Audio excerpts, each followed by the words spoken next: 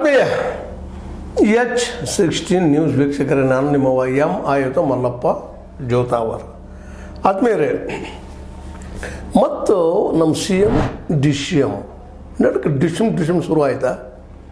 ಯಾಕಂದರೆ ಇದು ಆಗಬಾರ್ದಾಗಿತ್ತು, ಶುರು ಆಯಿತು.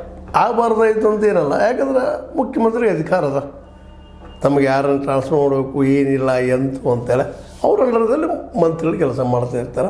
ಆದರೆ ಇಲ್ಲೊಂದಿಷ್ಟು ಏನಾಗ್ಯದಪ್ಪ ಅಂದ್ರೆ ಕರ್ನಾಟಕದಲ್ಲೇ ಒಂದು ಮೊದಲಿನಿಂದ DKC ಅಂದರೆ ಡಿ ಕೆ ಶಿವಕುಮಾರ್ ಅವ್ರಿಗೆ ಮತ್ತು ನಮ್ಮ ಸಿದ್ದಣ್ಣವ್ರಿಗೆ, ಸಿದ್ದರಾಮಯ್ಯ ಅವರಿಗೆ ಒಳಗಿಂದೊಳಗೆ ನಾ ಮೇಲು ನೀ ಮೇಲು ಅನ್ನೋದು ನಡೀತಾನೆ ಬಂದದ. ಅದರಲ್ಲಿ ಅವರಿಲ್ಲ ಅಂತ ಹೇಳ್ಕೊಳ್ತಾ ಇರ್ತಾರೆ.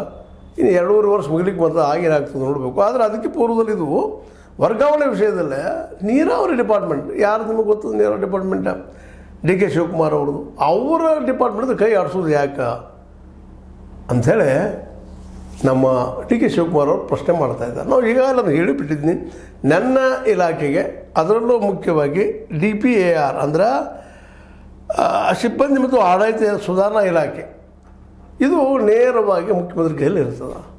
ಇವ್ರಿಗೆ ಹೇಳಿದ್ರು, ನಮ್ಮ ಡಿಪಾರ್ಟ್ಮೆಂಟದಲ್ಲೇ ನೀವೇನಾದರೂ ಬದಲಾವಣೆ ಮಾಡಬೇಕಾಯಿತು, ತರಬೇಕಾಯಿತು, ವರ್ಗಾವಣೆ ಮಾಡಬೇಕಾಯಿತು, ನಮ್ಮನ್ನು ಕೇಳಾರದ ಮಾಡುವಾಗಿಲ್ಲ, ನಮ್ಮ ಒಪ್ಪಿಗೆ ತೊಗೋಬೇಕು ಅಂತ ತಿಳಿಸಿದ್ರಂತ. ಅದು ಲೆಟ್ರು ತೋರಿಸಿದ್ರು ಅವರು.